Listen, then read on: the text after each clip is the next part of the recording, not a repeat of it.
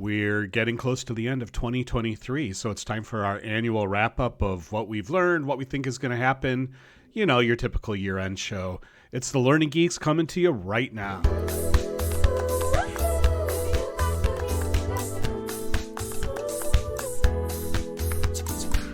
Jake, before we dive in, I have to comment. Your new microphone looks fantastic. Thank you. Yes.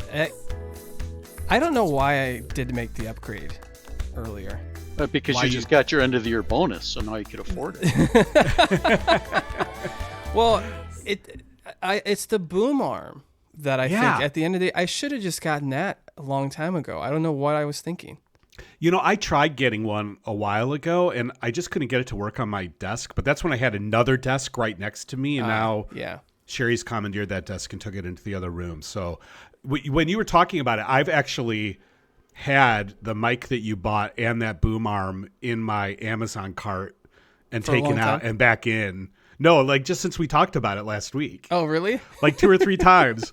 And I'm like, oh, I don't know if I want to pull the trigger and everything, but do it. Here's the thing is, you know, you look like super comfortable. When we do the podcast, I have to lower my chair. Yes. And, you know, and I'm hunched over trying to get my mic to the right place. And I'm totally doing that. I'm going to buy it today. As soon as that's the other thing. So I have a standing desk. So I have to move it. I had to always move it up to get it at the right level. Yeah. And then my arms were up. My shoulders started cramping up because of the way I was sitting on the desk. But now I can sit normally like I normally do, adjust the mic. It really was something I should have done years ago. Really. All right, so you guys need to send me the specs. I got a little FOMO going on. All right. I will, Dane. I'll put together the card. Well, did you get the Rode arm then too? Yes. Jake? It's the one that's kind of built this for is that. this is the pod mic, Rode pod mic with the Rode arm. Yeah. Great. And we are not sponsored by Rode. We're happy to take any, donations from them. You know, we are not, but they make good stuff. They make great stuff. Yeah. Yeah. That's great. Well, hey guys, it's the end of the year. So, what have we learned? Nothing. What'd you learn at school today, Dana? Nothing. Enjoyed recess. Yeah. I learned about recess. I got a handful of things that when we were talking about this, I jotted down a few things. Yeah, good. So I came up with 3, so we can round robin a little bit. Okay. Yeah. Okay. So this one's kind of impacting, and I have to be careful how I talk about it. But the idea is that one thing I learned, or maybe it's something I relearned, is how much the world can change in a short period of time, and how the opportunities that you have today can be gone tomorrow. So that whole notion of carpe diem hits. Oh, Bob's holding up his. I was trying to point out how my number 1 was things change fast. So yeah. Yep. So an example that came to my mind is that 6 months ago, as you know, I took Julie and I took our daughters and their husbands over to Israel, right, to visit historic and holy sites. We had a great experience, and we ate a wonderful dinner at the home of a Palestinian Arab, and our tour guide was Jewish, and we interacted with both cultures. We laughed and learned things, and the world's different. I wouldn't take them over there at this point. Now, how does that apply to what we do in the world of work and the world of learning? Well, Gen AI is a perfect example, right? 7, 8, 9 months ago, there was not on the scene. And how many podcasts have we done about it, right? That's right. Organizations change. There's transformations that go on all the time. Cultures change. Leadership changes. So the thing that I learned or relearned is that no matter if it's whether in your personal life or in your work life, opportunities come, and there's a window of time when you can take advantage of those opportunities. And if you don't, you may be missing out on something. So to me, that was an important, something I've known all along, but it was just a really dramatic reinforcer with some of the things that have gone on this last year. Yeah. And when did you go? When was that, Dana, that you went? It was May. Yeah. Wow. Yep. So roughly 6 months ago. Quickly. Yep. How fast that turned. Yep. Yeah. Wow. Yeah. I mean, like I said, that was my number 1 thing this year too, was just how fast things can change. And the fact that, our little vision for what we think learning will look like in 2035, that we were just wrapping up this time last year and thinking, we're not going to be able to get here by 2035. Yeah. Like, now it's like most of it we could do right now with the technology that's come out. And it just keeps changing. It keeps changing so fast. Yeah, the future is coming faster than we ever anticipated. And, yeah. and we're talking, I mean, that's work, but also in our personal lives too. The future just, that's right. Speed of everything seems to be exponentially growing. So Bob, because I have something similar for mine. Yeah. But I'd love to hear from you. When that happens, because again, all three of us are innovation guys. Yeah. That's what we do. It is. But do you ever get freaked out? I'm totally freaked out. I just want to make sure, like, clear, because we never talk about that, but I do. And I have to tell myself to stop. But I was just curious if I'm freaked out on a couple of different fronts, right? Like, this is not the first revolution that we've lived through. I remember, like, the first, when I started working at Anderson Consulting in 1989, we all had IBM PCs. Right. Right. We, giant workstations under our desk that, now have the power of the free calculator that you get in a box of cereal. Well, Bob, just back up a little bit. When I started, there were Wang terminals, right? Wang terminals, right? Dumb terminals, right? Yeah. And then like, when desktops started showing up, everybody's like, "Ooh, look at so-and-so with a desktop." Yeah, and the computing actually happens there, right? Not in the server room downstairs. It's amazing. But like the first, when I first started working, I was working on a documentation team. All the documentation we wrote was in WordPerfect, and it was not a GUI, right? Remember that word, GUI, graphical user interface? Yeah. It was all text-based. It was 100% text-based. And then, like, we saw the evolution of graphical user interfaces, and Macs finally really caught on, and then Windows, and just by the way, race, and just one by the way, when I do my 15-mile bike rides, I ride right past the old WordPerfect facility in Oregon. You pointed that out to me when we visited. It was amazing. Yeah, it's still there. It's amazing, right? It's not WordPerfect anymore. Yeah. But then we saw the innovation of the internet coming, and we went from, you had to get special permission to install this thing called Netscape on your computer to we're running our entire company on the internet in like 6 months. Yeah. But the iPhone revolution, the smartphone revolution, all of those things iPad. I felt like, right? All of those things I felt like I was on top of and out ahead, and I could help guide people through it. And this thing, I just feel like I can barely keep up. So I am really freaked out about it from that aspect. And the other thing, I just have to be honest with end of the year clarity. All I know is that our roles as corporate learning people are going to evolve as AI continues to evolve. I don't know what it's going to evolve into. Yeah. I'm not 100% sure. And it's not going to be a slow evolution. It's going to be a pretty quick evolution. I mean, next year when we're having this discussion, it's going to be a very different discussion than we're having now. Totally. So what's freaking you out, Jake? Maybe this should be our Halloween episode. Yeah. What's freaking us out? The Nightmare Before Christmas episode. There we go. Yeah, I mean, part of it, a lot of that is, I mean, just to kind of go back on that, I'll share something else too in a bit, but I've also have been challenged with this space as well. I feel like it's my responsibility, as long as with a few members on my team, to be ahead of it. Like we should be. But there have been moments this year, and this links to my next my point, where I had a hard time. It came all of the new changes came at a time when I've been emotionally drained. Just like a really, really emotional drained. And so I think one of our topics is going to be, I can't remember, it's going to be back to more of that holistic side of the mental, the energy side, right? I think we're going to do that in a couple episodes. Yeah. Back with Lauren again. But I have actually reflected a lot and learned a lot about how much of it, when you do feel that emotional drain, how much impact it does have on your ability to learn. And it was really hard for me to say, oh, okay, now I got to go start to embed AI into my workflows, or I have to learn about XYZ topic, whatever we are researching. And it just was hard because all I wanted to do was go sit on the couch and watch The Office for the 180th time. and because it was something comforting, or go turn on my phone. But anyway, so that to me was something that I've learned pretty quickly is that how to deal with that emotional drain, and then what are mechanisms in which I can figure out how to get around it. But at the same time, knowing that it's always going to come. I think that was my realization of that. I was fighting with it and figuring out, no, Jake, you got to learn this stuff. You got to be the one ahead.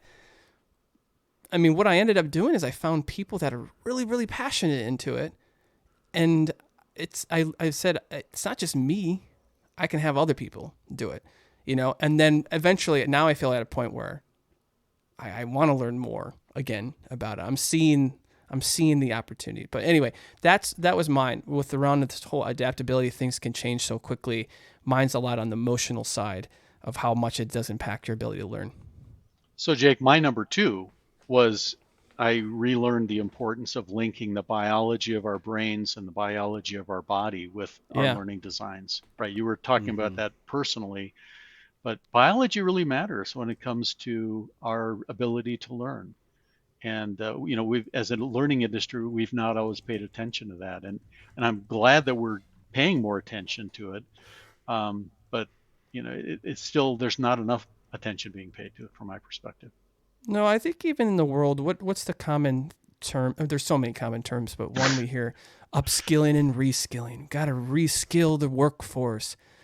But if you really step back, there can be some major emotional challenges that come with that, especially if you're someone that their industry is completely disrupted and you have to do a whole new thing that you've worked for maybe 20 plus years, and you're getting now told to reskill on something else. That's a hard task. And it's not as easy as just saying, here, go take some courses or go be a part of this internship program or apprenticeship program. Like, that's the whole level that you're saying, Dana. There's another layer that I think we don't always consider and factor in when we think about learning and development. Yeah, well, our brains were designed to learn, right? And too often we try to over-engineer, or we underestimate its ability to learn. And when we can get the biology aligned with our learning designs, it can really rev up and accelerate the upskilling and the reskilling and all those other things. Yeah. Mm-hmm. Yeah, I mean, we have to remember that we are dealing with people. We are in a people industry, and it's like they say HR is really easy except for all the people. But I want to look at that on the more positive side of it and just say, like, if we do something that gets the results, then the business value is being added, right? And so when you're having that conversation with a stakeholder and saying, no, you're trying to get too much content crammed into this, 5-slide deck that is now in 6-point font because you're trying to get all your ideas in there, and the brain just isn't gonna be able to process that. But we've got a design for that. Yeah, there's biology there. There's biology. Yeah. Mm-hmm. And sometimes we don't even understand it, but if it works, it works. Yeah. Yep. I think I told you guys that I started, after a long time of cajoling from my wife, going to see her Eastern medicine acupuncture practitioner to help me sleep. And it works. And the thing that's cool about Ellen is she's not super woo-woo. It's like you don't go into her office and, feel like you're going into a psychic's tent or something like that. She wears medical scrubs, and there was one point where she did something for me, and I just looked at her, I'm like, there's just no way that could have worked. And she's like, I know, I don't understand it, but it works. Right. And so it's like, hey, if it's working, it's working. Mm-hmm. Just because, it doesn't necessarily align with some cultural or historical best practices, doesn't mean that it doesn't work. It doesn't get the value. So like, yeah, we as learning professionals need to take the whole person into account. Yeah, exactly. I'm not advocating for acupuncture in our classes, but I am advocating for, giving space to rest and sleep and eating well and all of that good stuff. You gave me a new idea for a new prereq. If you want to join this new program, you have to go do acupuncture. Yeah, there you go. Right.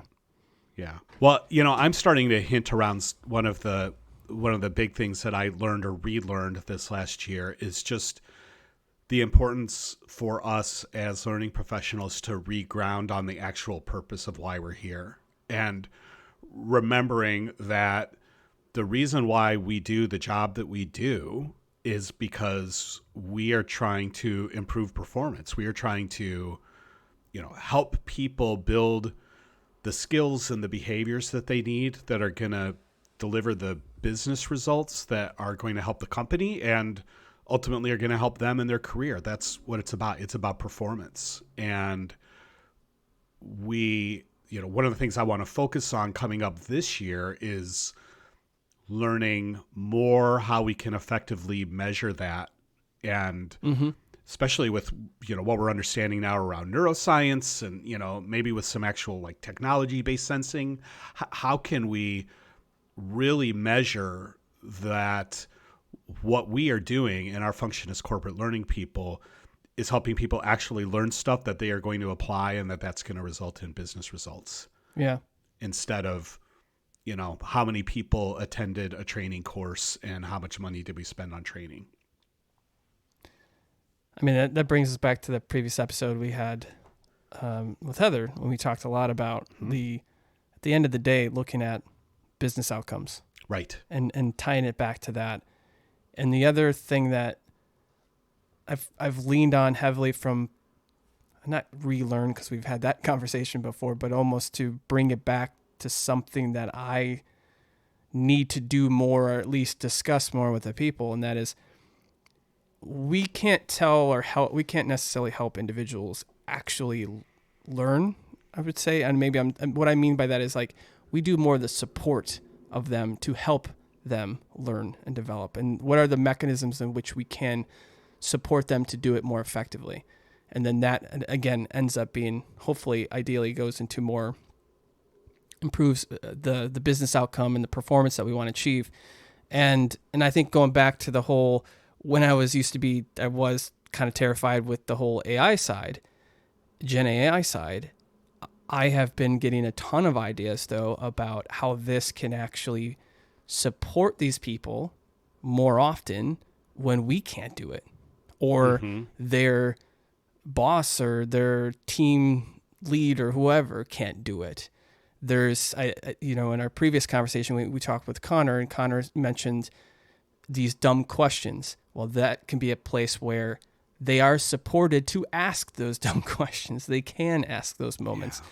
So those again, I think coming back to tying that back to just the basics sometimes of remembering the basics of what we're in this field for, that made me think of some of those, how to get around some of these other challenges I've had during the year.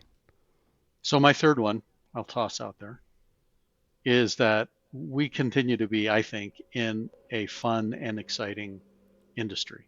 Oh yeah. Because there's intelligent people we work with, they're fun people, they're caring people, and that's borne out by all of the guests we've had on the show, right?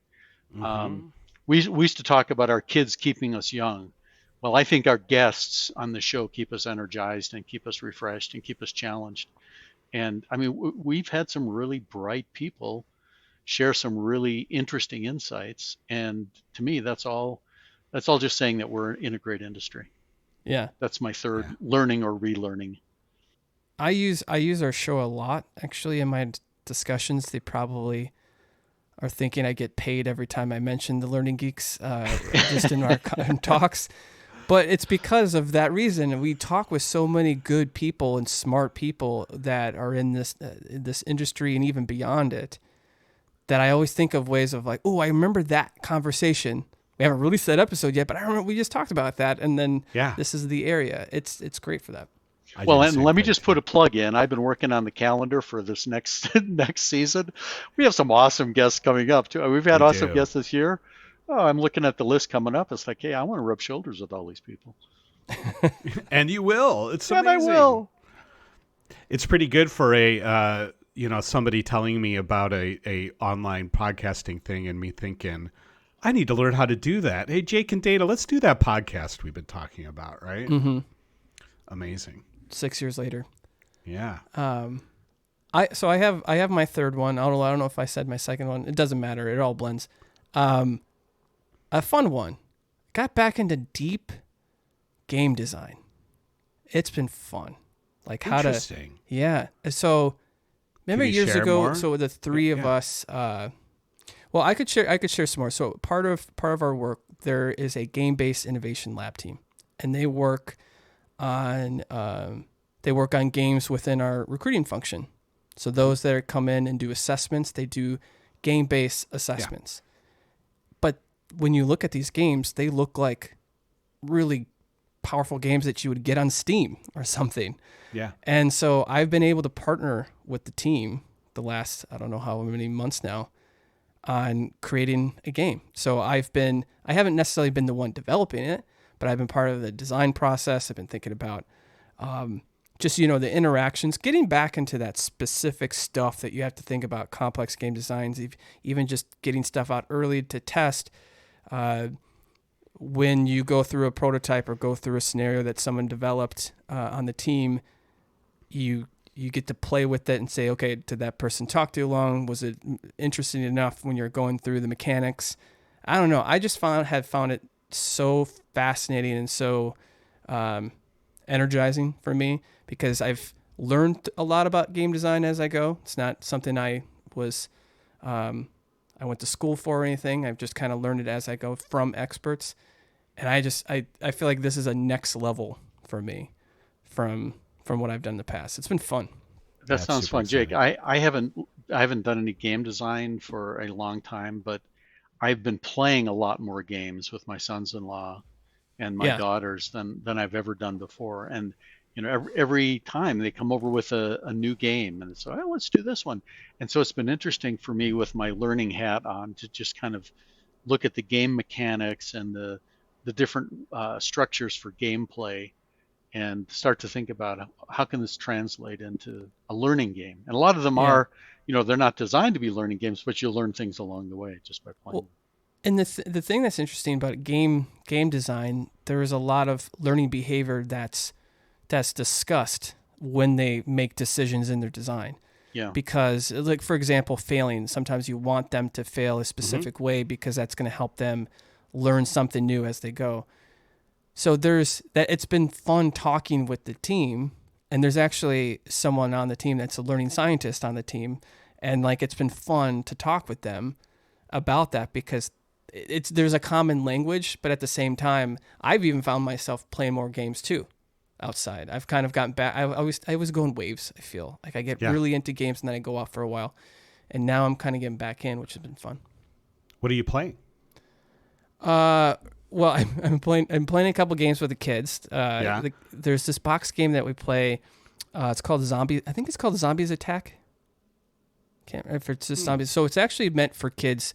Yeah. I don't know. I can't remember the range. I think it started to be 8 years old or something. But it's a card-based game. There's a board card-based game, and then the goal is to try to prevent the zombies from over attacking the school. So a simple little game, but from on Xbox, I've finally gotten back into Jedi Fallen Order and stuff. Uh-huh. Or the new one. Sorry, what's the new one? Jedi Survivor. Survivor, thank you. That one. Sorry, I was thinking in order. Finally getting back into that, because I start these games and then I quit pretty quick, because it's the story dedication that you have to get into. But I'm going into that right now. Have you run into Rick, the door technician, yet? No, not yet. Okay, no. You got to watch out for him. Okay. That's so Bob, that's amazing. Just a handful. I just jotted down a handful that we've been playing. We've been playing Crew. We've been playing Fun Facts. Have you ever done Exploring the World or Exploring the National Parks? No. That's fun. And then there's also one called Exploring History. That has that's a new one. It has a little bit different games. That Wingspan, Hues and Cues. Oh yeah, Wingspan. Yeah. I mean, there's all kinds of them. So those are it's a pretty broad range. Yeah. Right? And then some of the traditionals, Chutes and Ladders. No. We started playing a game called Splendor, which had been recommended to me years ago, and I just had never picked it up. And then we went to visit some friends back in Chicago, and they pulled it out, and we learned how to play it, so we bought it. I highly recommend it. It's a lot of fun, and it plays really quick. Those are the best type of games. There's a card game called Scout that we play that we like a lot. That's a good one for really pushing with your brain, because there's a mechanic in it that once you have your cards in your hand, you can't rearrange your cards at all. You've got to keep them in the order that they're in, and so you have to be very careful in how you play your cards because you can't rearrange them. It'll make sense when you finally play it. Mm-hmm. We played Cranium the other day too, the 25th anniversary edition. Yeah, that's great. That's a fun one. Yeah, we've been like peak D&D around our house, like a lot of Dungeons and Dragons going on, and both online with the Baldur's Gate game, which if you've never tried that, Jake, I highly recommend doing that. What is it? Sorry, I was like it's called Baldur's these games Gate online while we're talking. Yeah, it's Baldur's Jake's Gate Amazon 3, card actually. is full. Yeah. It's available both on computers and on. I forgot. You have a PS5 or an Xbox? Or... I have an Xbox. The new. Okay, yeah. I don't think it's out for Xbox yet, but it will be like in days. Okay. And it's a really, really good fantasy adventure game, but you're playing Dungeons and Dragons. It'll teach you if you don't know how to play the mechanics of D&D. But this kind of gets to what, especially looking at our clock here, what might be my last one. I'm spitballing here because Dana did take my first one. Is adjacent to gaming, I've been starting to experiment with painting miniatures. And Jake, I don't know if I showed you this. I'm trying to get the camera to focus on it. Oh, whoa. This is the first one I did, which is it's a skeleton with an arrow. Yeah. Yeah, I can't get it to focus quite right. But, it's like I am not a good painter. I am not good at fiddly crafts or anything like that. But Harrison, my son, who's living with us for a while, was like, come on, we should do this. And he's a professional artist, right? And I'm like, okay, I'll give it a try. I got a little starter kit. And here's the interesting lesson about this is painting these miniatures there's a lot of tips and tricks and techniques and shortcuts that you do when you're painting these miniatures that are almost magical. And so like, you can't really see it, but like there's really good shadows like between the ribs I can and see everything. It, yeah. And I would see miniatures that are painted like this, and I would think, wow, some unbelievable artist is taking a brush that is probably like one hair, right, and painting each of these in details. But that's not the way you do it. You make like a wash. You like water down a bunch of black paint, and you paint the whole thing. You cover the whole thing with it, and then the black seeps into those crevices, and then you just kind of wipe off the rest of it. Mm-hmm. And it's like, oh my gosh, like this looks unbelievable, and it's just like a trick.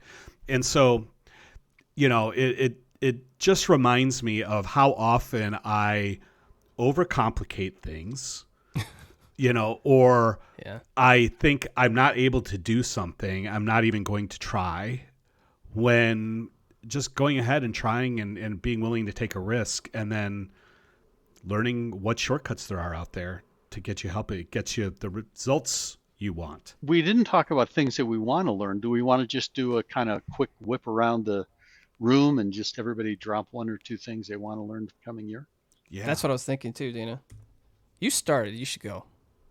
I'll go last because I started on the other end. Okay, you start, Jake, because I gotta think of one because I didn't write those down. So let me think. All right. So for me, what would be the thing that I am going to learn or either do more? I had two down, but I'm going to pick one: experimentation. I think that one thing that I tell myself oh yeah, I'm good at experimentation. I'm fine failing and whatever. You know what? The reality is that I don't do it enough. I need to do it more and try things faster. So I'm trying to create mechanisms not only for myself, but how can I help others do the same? That's what I think I need to get better at.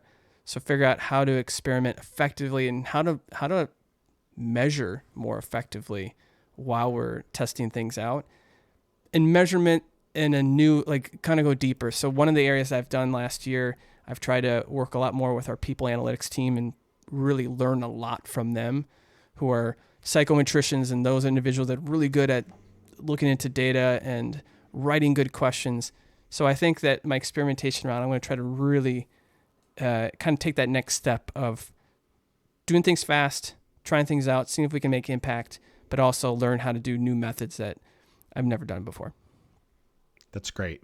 I've got two. One is I want to learn how to use the tools and resources that are available to me to keep me on top of everything that's going on in our industry. I think I was inspired when we talked to Lauren Hodges the other day, Dana, and she was talking about all the Google alerts that she has set up, that keep her on top of topics in the learning field. I'm like, why don't I do that? I need to start doing that, right? And using AI to condense articles and things like that. I really want to be able to do that to stay on top. And then the second one is I am going to start a new podcast, which you guys will be frequent guests on. But okay. Can you expand yet? Or yes, it is going to be a Star Wars podcast because the world needs another Star Wars podcast. But I have another twist to it, which I think will be interesting. I realized I like listening to podcasts the most when I'm cleaning the kitchen. I just put it on my Google Hub. Yeah, this right? one, yeah. Yep. And but most Star Wars podcasts run a good 2 hours, and I don't have time to listen to them all. I never get back to and finish them. So my podcast is going to be called Star Wars Cleaning Crew, and each episode is going to max out at 15 minutes. So it'll be me and a guest or two. So you guys will definitely be guests, and I'm hoping during this long break that I'm taking here to get a few episodes in the can and learn even more the interviewing side and the editing side of podcast production. That's my goal. That's awesome. That's a very worthy goal. So for me, you guys know that after nearly 40 years in the training world, 36 of them in Accenture, I'm going to be leaving the world of corporate learning this next year. And so while I plan to continue to contribute to the learning industry in a variety of ways, I anticipate a pretty steep learning curve because I've been so used to 40 plus hours a week, right, dedicated to being in the office or at my desk or at the computer. I'm going to have all kinds of flexibility. And so that learning curve is going to, it'll take me to places like community service and preserving family history and reigniting some old hobbies, whether it's photo editing or I've got some language studies that I've set aside for a long time and woodworking, and there's lots of hiking to do out here in Utah. So I don't know how much of a regular daily routine I'll have. I kind of think I will, but that might go all the ways to the world. I don't know. So anyway, for me, that there's going to be a huge learning curve of making that switch, and I look forward to it. At the same time, I look forward to continuing with you guys on the podcast. And like I said, I've already have several people reaching out to me saying, "Hey, can you help with this type of thing in the learning space?" And some of those, I'll be selective on those things, but I will. So you're going to retire so you can finally do something with your life. I can finally do something productive with my life. Absolutely. Well, we're looking forward to it, and it'll be a good year. It will be a good year. We'll keep it going. So, well, gentlemen, as always, it's been a fantastic calendar year, and I appreciate both of you and appreciate all of our listeners. So thanks for being here to do this podcast with us, and thanks for listening, friends. Yeah. Back at you, and thanks, everybody. Same to you guys. Same to you both. And we'll be back real soon with another episode of the Learning Geeks podcast. But until then, hit like, hit subscribe, and stay geeky, my friends. And hit surprise if you want. And hit surprise. Yep. Take care. Bye-bye. Thanks, everybody.